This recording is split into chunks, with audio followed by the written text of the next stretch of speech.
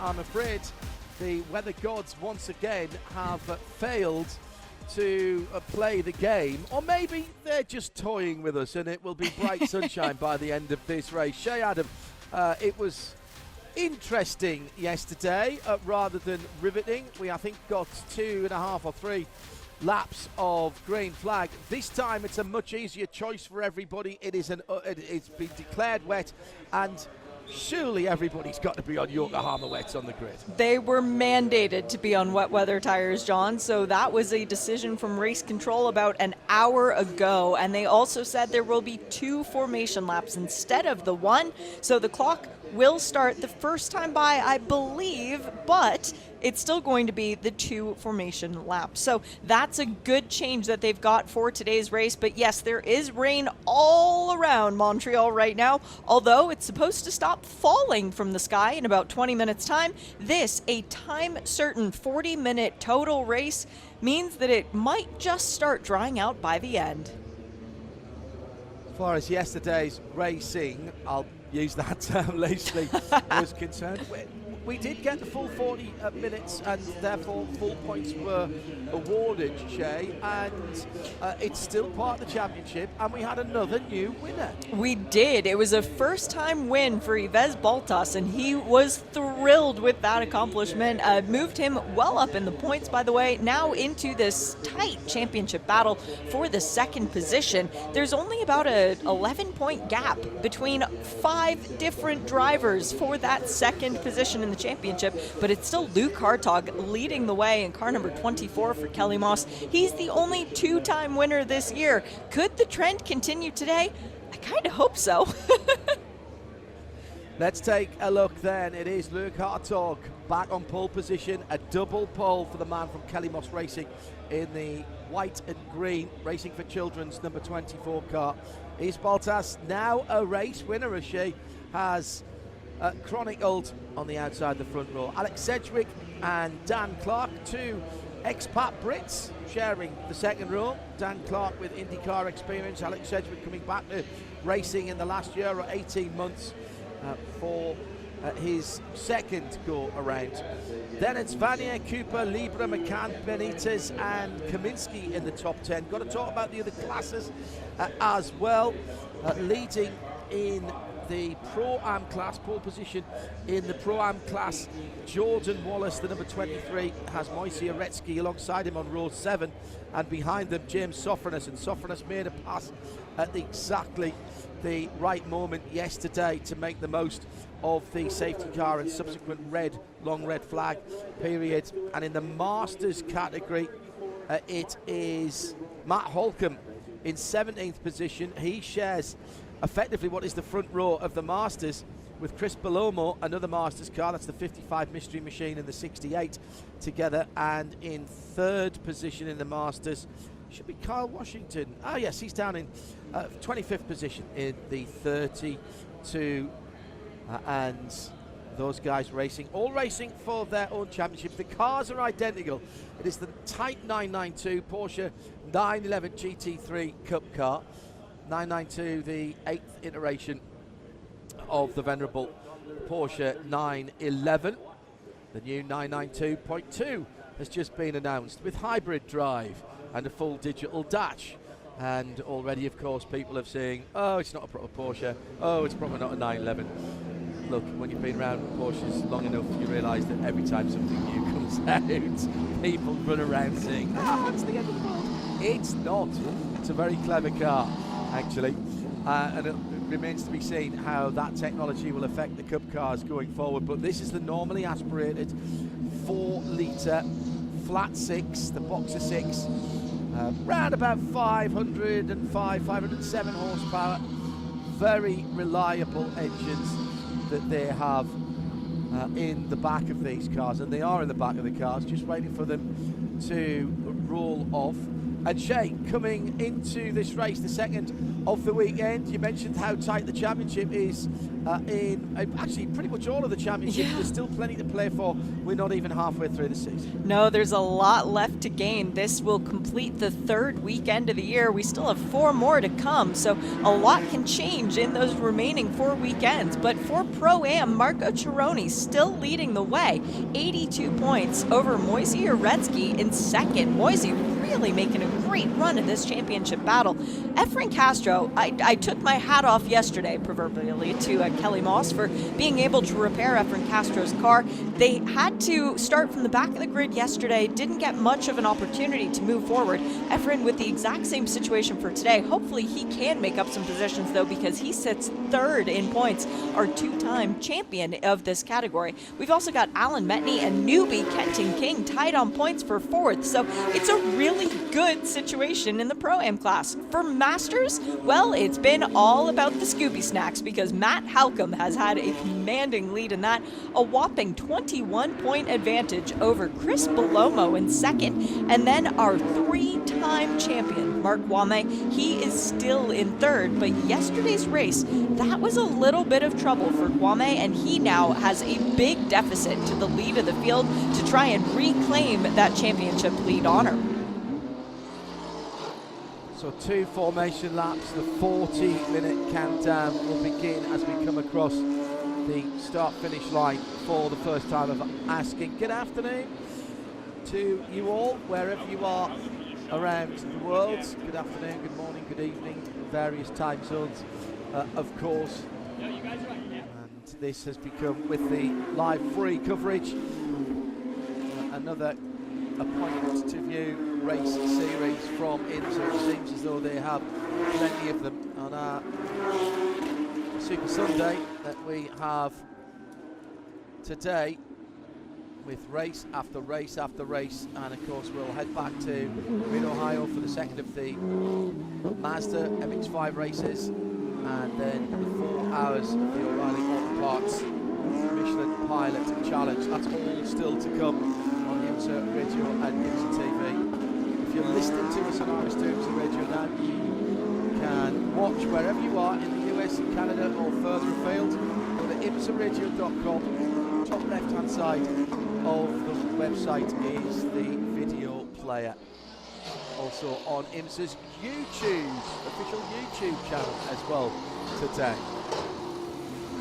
So coming down, the cars, don't be alarmed that the cars may not fall up into their grid at the moment.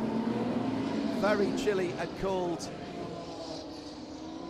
The co-owner of Kelly Moss, Victoria, watching from the pit lane, and watching her team do their usual sterling work in a frustrating and difficult race yesterday. So as they go across the line, the race time will have started, but we'll still be behind the lead car, the race control car, and that has just happened. So here's the grid then.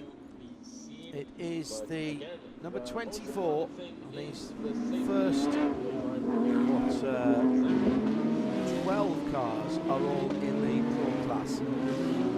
So it will be number 24, Luke Hartog, who leads them away. He'll take control as they come round down the back straight the next time around. Nick Baltus, a winner yesterday for MDK Motorsports. Ryan Sedgwick in the number 98 was on row 2 for GT3 Racing, the man from Southern originally in Racing Living. Dan Clark is alongside him on row 4. Then it's Zach Vanier in the number 9 in the 88.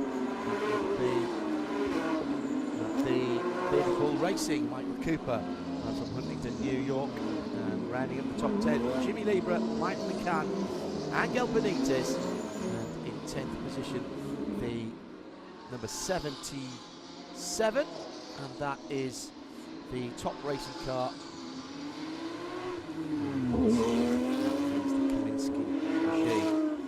As far as Pro-Am is concerned, Jordan Wallace and Moise Uretsky, James Sofranis 13th, 14th and 15th. And in the Masters category, 17th is Matt Holcomb, Chris Palomo in 18th, that's the 55 and 68. And then it is Carlos de Quesada and Kyle Washington. They're on a row of 24th, and the next row back is Kyle Washington, 25th position. 32 cars we started yesterday, and mercifully we got 32 cars back. Given the conditions, that was something of an achievement. And we're waiting to see if race control actually give us the start. It'll be around about 37, 36 and a half minutes to go by the time we come to the line. There's standing water on the circuit here on the island at the Circuit Gilles Villeneuve, and still waiting for the call. They've just come through the Bonjour Montreal hairpin. It is grim, really grim out there. Full wet Yokohama tyres, no option for anything else, and there aren't any intermediates anyway available in this category of racing. All the wipers are going. You know it's bad when wipers are going. Racing drivers hate using wipers because it smears the windscreen, and obviously the electric power takes off that 0.001 of a horsepower, and racing drivers never want to lose horsepower.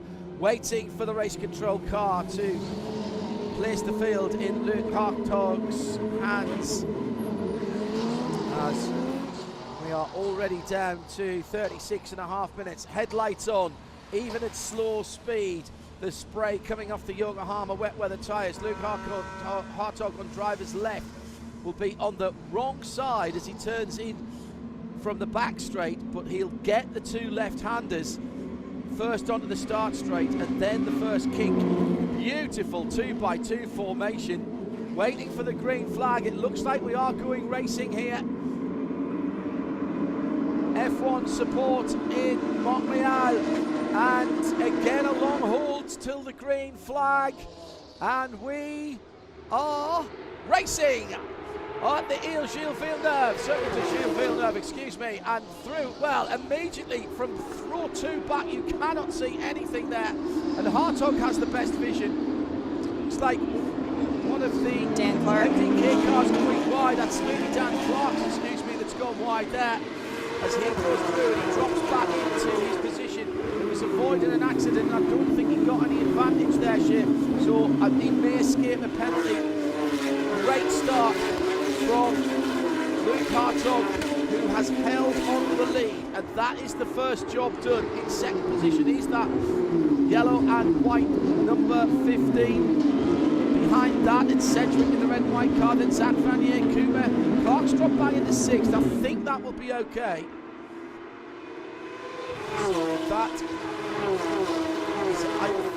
I've held my breath, but I think everybody, Shea, has gone through the first time point. I think so too. Waiting to see well, that we got that right, confirmed on the timing screen, but that of course won't come around until the end of the first lap. Luc Hartog checking out, and Yves Baltas hanging on to second, trying to reclaim the magic that happened yesterday. Alex Sedgwick going way too deep into the hairpin. Can't get that woad up. He's going well around the Bonjour Montreal sign, as several cars are taking evasive action as well. I think that's Efren Castro in the back of the screen as well. Jimmy Lieber. Oh, somebody's off into the wall as well. Who is that? This is minor chaos, but you know what? Everyone's recovered. Can't be. Is that Joe Dalton? No, he's here. He's in mid-Ohio this weekend, John. Yes, of course he is. Yeah, my apologies. So, who is that who's gone wrong? Could it have been Carlos de Quesada? Seemed a long way back for that. He was a little bit further up the field, if I'm honest. Let's concern ourselves with what's going on at the front. And what's going on at the front is that Luc Hartog is leading away with some distinction, I would say, at the moment. It's the fastest lapping, of course. Here's Baltas, Alex Sedgwick, Vanier, Cooper. Spin for Jordan Wallace further back, our pole sitter in the Pro-Am category. Let's see if he can get it pointed in the right direction and going once again. Well, I've got Chris Palomo missing as well. Was that the 68, the red and white 68 that went around into the wall at the hairpin? Super start from Luke Hartog under extreme pressure. Dan Clark, who was probably in 4th or 5th at the time, had to bail out because he just ran out of real estate. Rejoined by the Qatar Airways side and immediately lifts off and stays to the right to make sure he gains his 0 advantage. And a number of people, now these cars do have ABS. It's the only Carrera in the world that has ABS. That was taken by Porsche Motorsport North America because they felt that their young drivers were coming through. Yeah, it was the 68. Yeah, Chris Palomo in the Masters class. He was right at the sharp end of the Masters class on the front row of the grid. Started in 2nd position in that category. Lost it under braking and then not quite hitting the champions wall. Coming out of the final corner, Jordan Wallace. So leaders in 2 of the classes, Shea, or at least certainly top runners in 2 of the classes. Having a little bit of an issue very early on here, but we've stayed green. And as far as the classes are concerned then, that's Moise Oretsky now who leads in 11th position as off has gone the 37. Oh my goodness me, it is tough out there at the moment. And now, will we stay green? Let's hope so. We have double yellows waving, although it looks as if we are still green according to the graphics. So, no, the safety car is out. Safety car is out. That was Sabre Cook that had the issue. So, we've again had a couple of laps. Lomo has made it back into the pit lane in the GT Silver pink and black car. So number 68 that made contact with the wall, left side of the car making contact with the wall down at the hairpin, and he's made it back, but I think Sabre Cook has not, and that's why to see. I was just going to go through the, and it's perfect now as we've got the safety car out, there'll be no changes. So Moise Oretsky is in 11th and leads Pro-Am from Marco Cironi in 2nd place. Marco once again quietly benefiting, picking up the points. James Sofranas in 3rd in Pro-Am. They are 16th and 17th in Masters. Where's Masters? Matt Holcomb all the way up to 15th. So he's picked his way through the carnage. Well done, Matt, in the Mystery Machine. In 2nd in the Masters is Kyle Washington. And Carlos de Quesada in the 22 is in 3rd. So again, we are under control of the course car. Huge slide round the corner by Alexander. Just still trying to keep some heat in the tyres. It is very wet out there at the moment, Shea. It is. And actually driving slowly is sometimes just as bad as trying to drive quickly because you're not clearing the water from the circuit. The aero isn't pushing the water off the screen, and neither is the limited amount of aero that you've got here, but there is some front aerodynamics and some rear aerodynamics. Neither is that pushing your car on the circuit, so it's actually quite easy to lose control of the car, particularly with the standing water. Yes, and I think we might be under a safety car situation, not for Sabre Cook having gone for that very beautiful, almost ice skater-esque spin on the grass, but we are missing Andre Reinhard Fernandez, one of our new drivers in car number 91 from FMS.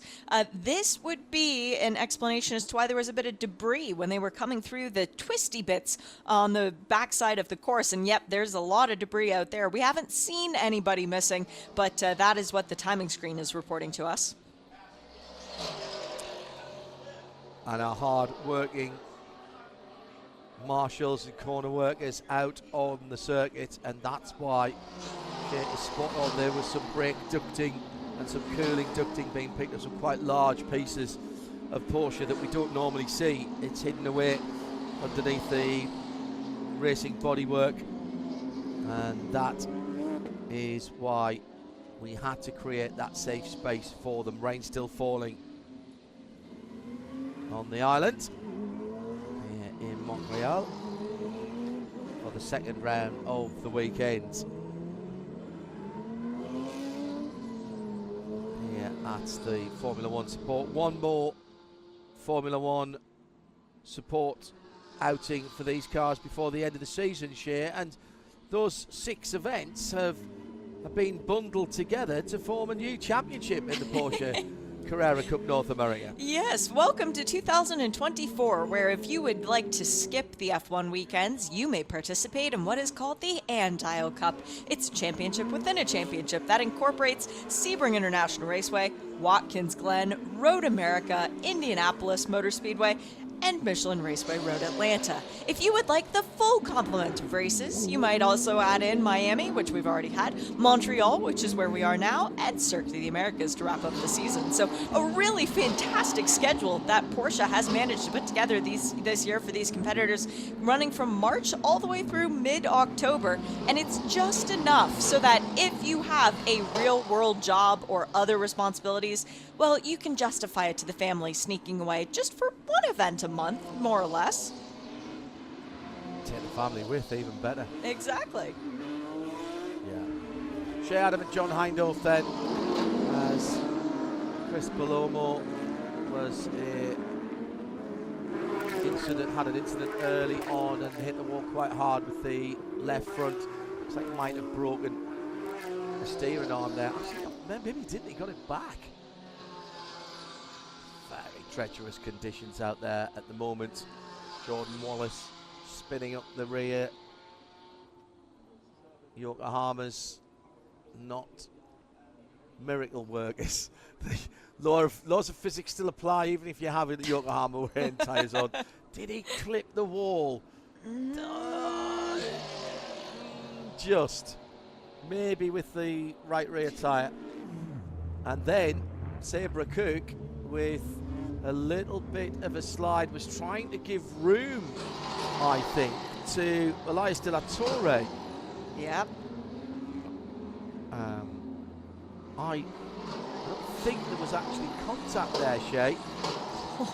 But you've got to give some a real golf clap, possibly a little louder, to our leader, Luke Hartog, who's been driving his Porsche Calimos racing car as if it was dry, just drifting the car with great car control. Use the force, Luke. Yeah, very good. Very good. Yeah, he was visualizing that. Fast hands, Hartog. The race control car pulls away the advantage of all-wheel drive on that car, and the safety car lights are out, so Luke has control of the field as they come back to the right-left kink, and he's very, very slow indeed. The front end of the car popping up and down as he is just letting the car tick over. Doesn't actually want to give his competitors behind him any sort of advantage. He'll put his foot down as he turns into the final corner, which is what he does now. He's confident enough to ride the curbs, get a huge slide on the way out, but he's jumped 3, 4, 5 car lengths away. Great tactical restart by Luke Hartog. He didn't accelerate and brake, he stayed at the same speed. I think he's all right with that. He just let the car drag itself along on tick over in first gear there, and you could absolutely see that by the way that the front end of the car was bouncing. There's an element of anti-stall on the Porsches that you get on the race cars as well. Contact at the back of the field. Hartog has jumped away, but at the back, Shea Adam, at turn 3, there's been a coming together. Yeah, and I couldn't tell. don't think it was James Safronis. I think he was far enough along. Might have been Peter Ludwig. But the good news is that he has been able to continue as the timing beam has ticked over. No, Jordan King. It must have been Jordan King because he's still showing as just having completed the lap. So let's keep an eye out for that 74 machine from MDK Motorsport if he can continue. But right now it is all about Luke Hartog, who has checked out. Yves Baltas in second, Alex Sedgwick still in third, and then Michael Cooper holds on to fourth. Now, someone taking the shortcut, but coming back on around the side. There was someone into the pit lane as well. Whether that was deliberate or not, I'm not entirely certain, but that doesn't show anybody in the pit lane at the moment, other than the Renault Fernandez car, which was damaged. It was Jordan King in turn one, by the way. Thank you to our replay friends for giving confirmation. That is, a moment for Matt Halcomb as he had side-to-side contact, managed to hang on to it, though, and no harm, no foul. Marco Cironi, I think, was the one who went for a spin there. Hartog by a second from Baltas and Sedgwick, who are disputing second and third position. It's only a 10th back to Michael Cooper, Zach Vanier, Angel Benitez. As I said, they went across the line, and it's Kaminski, McCann, and then Sabre Cook back up into 9th position. That's a great recovery after being off the circuit. That's what my timing screen is telling me anyway. My apologies, by the way. It was Ryan Yardley who went for the spin. And he has dropped down the timing screen quite a bit. 78 is in 28th position. Yeah, you were right though. Jordan King did drop down, the 74, excuse me, did drop down the field as well. So both of those cars dropping back, and it looks like Dan Clark's retired as well. I thought I saw a car coming into the pit lane on the restart, and I think that must have been Dan Clark, who was running right at the sharp end of the field. So 2 retirements. Chris Palomo with contact to the wall on the first lap, going down to the hairpin. Got the car back to the pits, but has gone no further. Dan Clark in the number 64 for MDK Motorsports. Dan Clark in the UK, calls Indianapolis his home now. At the front of the field, Hartog sets the fastest lap in terrible conditions here. Visibility best for the man at the front of the field, of course. 151.1 for Hartog last time around. Yves Baltas, our newest winner. Just minted him yesterday as a winner. And then it's Sedgwick. Alex Sedgwick in the mostly red number 98, red, white and black car. Tracking through the spray. What a good drive this is so far by Luke Hartog. And into the wall for the Colin Kaminski. And that's Colin Kaminski in the Apex Capital car. That's coming out onto the front straight. Now, has he lost it early coming down the back straight and cannoned there? And he's right in the line of fire. Safety car, lights and flags. Yeah, he's been into the inside wall. So I think he's gone straight on at the end of the back straight, missed the chicane, and then looped it into the inside wall, driver's left. Lots of damage to the Tech Pro barrier there. So effectively, he's almost gone straight on. That Tech Pro barrier is there to protect the emergency workers who sit there, and he's seriously deranged that part of the barrier. So that would look to me, Shay, that he has missed his braking point or had contact coming down into the final chicane. Which is a very scary position to be in for a big accident, because you are at such a great rate of speed coming down that back straight. And yes, if it was something with the braking point or if there was someone else involved with it, but for Colin Kaminski, very big hit into the Tech Pro barrier, as you rightly said, John.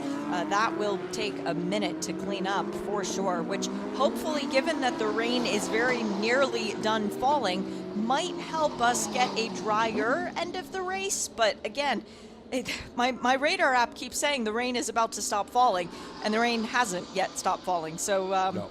Weather gods are clearly in favor of a wet Porsche race. Well, we've had another lap of green flag racing. So at the moment we're about where we were yesterday, and we've got just under 19 minutes to go. I suspect that we might, I'm surprised actually we didn't go through the pit lane there to avoid anybody having to come through whilst Colin's car is being, and Colin is being attended to. Even at safety car speeds, it is almost impossible to see the start of the front straight from the end of the front straight as the cars are going through. Now, we did have a red flag for the weather yesterday to allow people to change tyres. We also, first of all, need to make sure Colin is okay. That is the first priority always. And if he's going to be taking out the car, it needs to be done with care. Then we need to clear the car. Then we need to fix the barriers. And that is not the work of a moment, because there are some sections of Tech Pro barrier that need replacing before we can go back racing. You might say, why would you do that? Nobody ever would hit the barrier there, except someone just did. Yep, and if it's happened before, it can happen again. Yep. So Luke Hartog, Yves Baltas, then Michael Cooper, then Alex Sedgwick, Zach Vanier, Angel Benitez, Michael McCann. Sabra Cook lost a position there to Michael McCann, now in 8th position. Then De La Torre, Jimmy Lebre is your top 10. Pro-Am led by Moise Aretsky in 12th.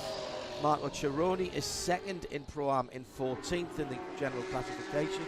Keep an eye out for a red flag here, if you would. Yep, while I'm going through the positions. Behind Marco Cironi in Pro-Am is Alan Metney in the number 99 car. Ahead of Alan Metney in a very credible 15th, Matt Holcomb will be delighted. He leads the Masters ahead of Kyle Washington in 22nd and Carlos de Quesada in 23rd position. Mark Kwame in 24th is the next Masters driver, has yet to be able to make it up. A huge, huge impact for that number 77 Apex Capital car. And for friends and family of Colin Kaminsky, just to let everybody know, Colin had to climb out of the car on the passenger side because the door was shut and unable to be opened on the driver's side. He has pulled himself out of the car and he is now with medical, but that was of his own accord. So that should give a little bit of a peace of mind to, I know, all of his friends and family watching at home. Thank you, Shep.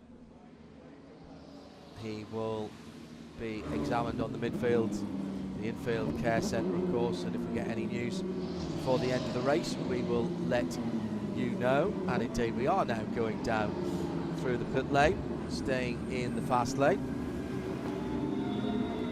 So I glanced away at the timing screen there, Shea. Was it as we suspected? Did he come in at unabated speed from the final corner, or had he looped it coming out the final corner? He came in from unabated speed from the final corner and then tried to pitch it sideways, but that resulted in him going driver's side into that Tech Pro barrier, as now they are transitioning down the pit lane. So good to see that the cleanup is going on the front straight and that everybody is able to continue around the course safely.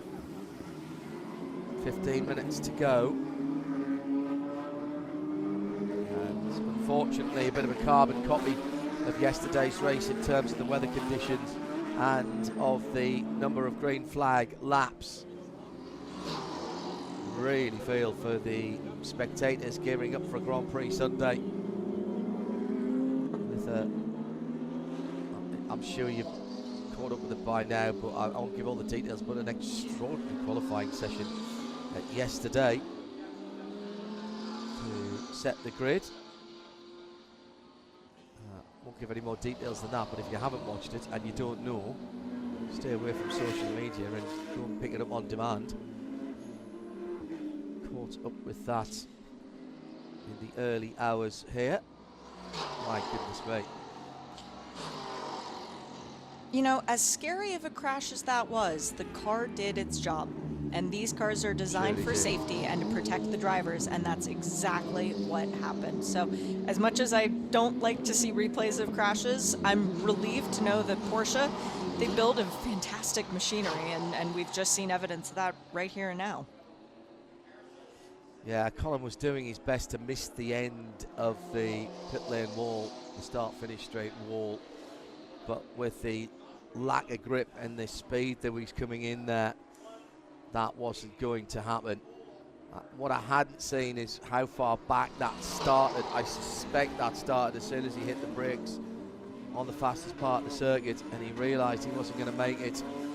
Tried to take the run through, but at that pace he just wasn't scrubbing off any speed with the lack of grip. And well, what a great bit of cleanup that's been done already. Fantastic. They're now back on, yeah, after one more lap, they are using the start-finish line again. There's still a bit of dirt debris to drivers left, but that's as of nothing. My question will be now, will race control allow this to go back to green whilst that Tech Pro barrier is in that state? Surely they will have to repair that for the circuit to be safe. That is a major impact zone, as we saw. It's absolutely done its job. It's a barrier that is filled with compressible foam, and it is meant to dissipate energy when it is hit. Normally used in areas where there isn't a lot of runoff, and there's a line of last defense, if you will, against something very, very solid. Very, very solid is the pit wall, the outside pit wall.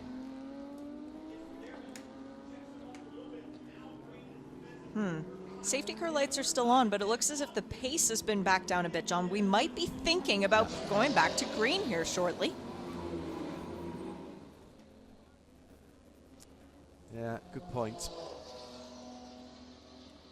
I can't see them going back green without replacing that Tech Pro barrier. I was very fortunate enough to have spent many years in a series where Eduardo Freitas, who actually spent some time as race director of Formula One, Eduardo, FIA WEC race director for a very long time, and now he's involved in that. And the race director's first obligation is to safety of the competitors and of everybody working. And with that, as it stands at the moment, I cannot see that being allowed to continue, because it has taken an impact. It's a bit like if you drop your race helmet, there's only two places for your race helmet, on your head or on the floor. If you drop your race helmet, you don't use it. It's been compromised, or your motorcycle helmet. And I'm afraid to say, Shay, that I don't expect to see us getting back underway here with 10.5 minutes to go, because it would take all of that to change the 2 or 3 parts of the Tech Pro barrier and straighten up the fence. That can be done in the gap between sessions here on a very time-constricted weekend, of course, with Formula One having to hit its TV schedules. And I've just actually had confirmation from the track to say that the wall can't be repaired, so the next time by will be white and then will be checkered. Right, well, that is sensible. Do you know what? That is brilliantly sensible. I said yesterday, I've never understood if you think you're not going back to green, or you come round with 55 seconds to go and you throw a white flag behind a safety car. I think that's immensely sensible from race control. Frustrating though it is for the competitors, it means that the job of getting that wall fixed can start earlier, and there's not going to be any changes. And whether we do one more lap behind the safety car or another 10 minutes, it doesn't really matter. So the wall now not being able to be repaired race control have taken the eminently sensible decision to bring these cars to a checkered flag. And once again, barely a handful of green flag laps. Now, has the cycle been broken? Luke Hartog, how many times has he won this season, Shane? This will make number 3 for Luke, and I am doing the math because with everybody behind the safety car, nothing should change. So a 3 race winning haul so far this season for Luke Hartog and his Kelly Moss Racing number 24. Yves Baltas, winning yesterday, will stand on a Formula One podium for the second time. And third on the podium will be the number 88. And 3 different teams then for Baby Bull Racing and Michael Cooper. With another win for Kelly Moss Racing. Moise Uretsky from Marco Cironi and Alan Metni in the Pro-Am. And in the Masters, Matt Holcomb will stand on the top step from Kyle Washington and Carlos de Quesada. Quick provisional points as the checkered flag comes out. Let's see that and talk him home. Again, behind the safety car. He'll drop back a little bit so the course car gets out of sight and accelerates through the line. Luke Hartog takes his 3rd of the season, and here's the provisional points in the Pro class. In Pro, provisionally, Luke Hartog now has 130 points. In second, Michael Cooper for Baby Bull Racing on 83.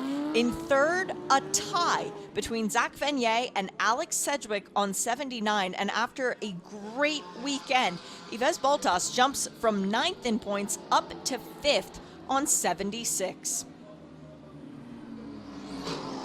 So this weekend has been a moving weekend for Yves Baltas. A win and a second. What a turnaround in his season.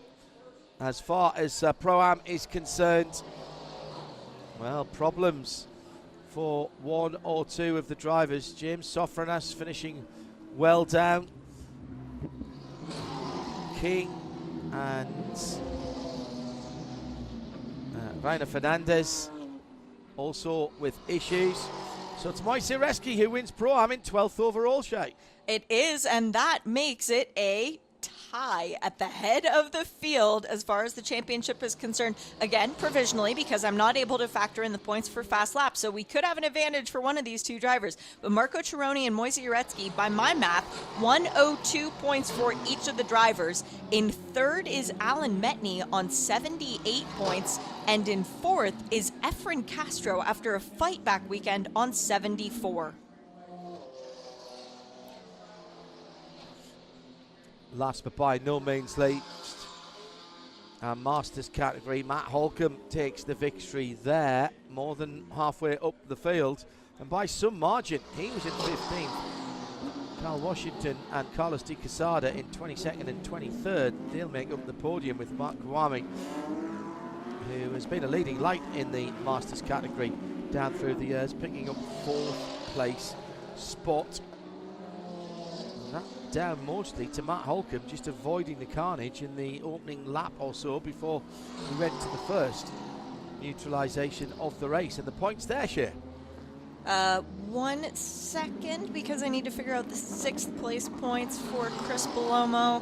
Should be, yeah, Chris Palomo will hang on to 2nd place provisionally in the points, but Matt Holcomb extends his championship lead. 138 points is his advantage now, and Mark Kwame hangs on to 3rd. He now is on 93 points. I think Palomo is going to be on 99 after this weekend.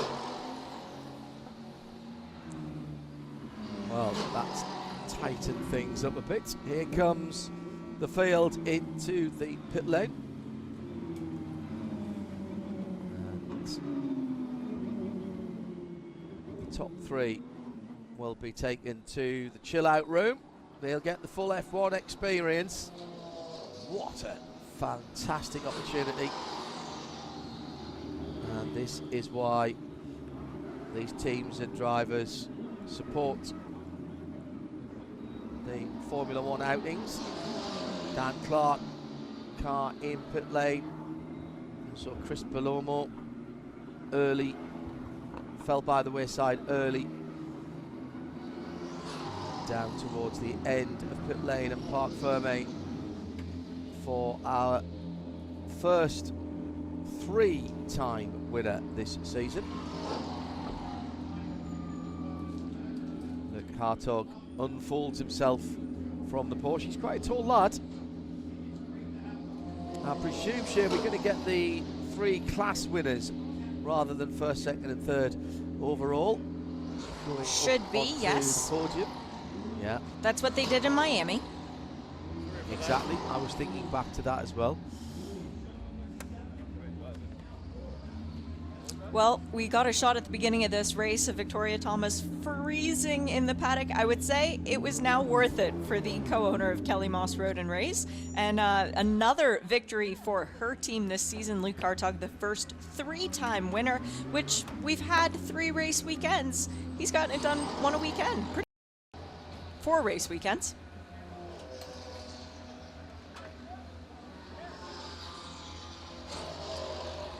Thumbs up to his supporters. Everything that you see when the Formula One drivers get out the car is what they are experiencing now. So, just under halfway through the season. Next up is Watkins Glen International with IMSA in a couple of weekends' time, supporting the sale in 6 hours of the Glen. Then it will be Road America in August, Indianapolis Motor Speedway in September, Petit Le Mans, Michelin Raceway Road Atlanta in October, and finishing off at the Circuit of the Americas, their 3rd and final support outing with FIA Formula One.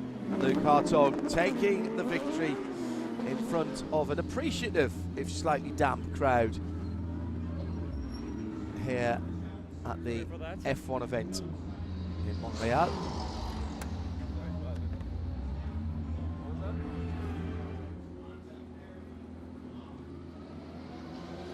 Luke Hartog then unofficially taking the victory ahead of Yves Baltas. I can't imagine that anything other than something that happens in post-race tech will change that. Michael Cooper in second, Alex Sedgwick just off the box in 4th position.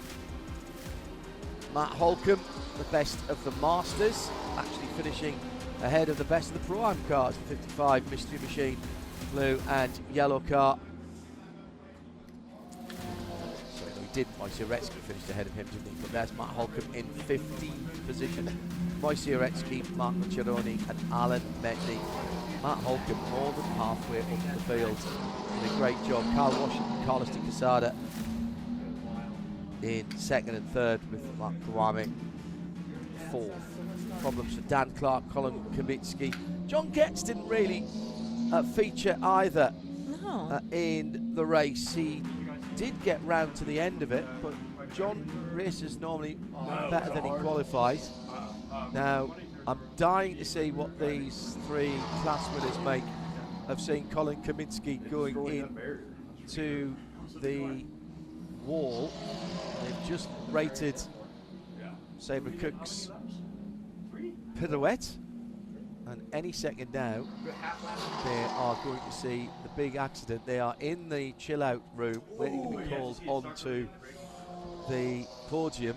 Now they've just seen the first angle of it, and here's the second angle. You have to see like from the tower angle? And they're analysing it more than we did, to be honest, Chip. Actually, like, he got massively saved by the tech probe. And Luke Hartog savouring from the exterior what he experienced from inside the car. And the podium awaits. Not just a Formula One podium, but a Formula One podium on a Formula One race weekend. That is something that none of these drivers will forget. Share, Adam. It definitely is. And the bigger thing is, too, this is a podium on which legends have stood. That makes a big difference. This Montreal Grand Prix, having taken place since the late 70s, means that a lot of world champions have stood in a very similar spot to where the three drivers who won their classes, Moise Uretsky for the Pro-Am class, Luke Hartog for the Pro, and Matt Halcomb for the Masters. It's where they are about to tread. So Kelly Moss, Baby Bull Racing, and ACI Motorsports represented. Absolutely beaming at the moment, as you'd expect everybody so to do. Out comes Moise Uretsky in the blue and white overalls. And we wait for the overall winner and the top step of the Formula One podium. I'm going to keep saying that because they're going to watch this back on the IMSA YouTube channel. Luke Hartog stands on the top step of a Formula One podium, representing himself, Racing for Children's, and of course Kelly Moss Racing. And here's the national anthem of the winning driver.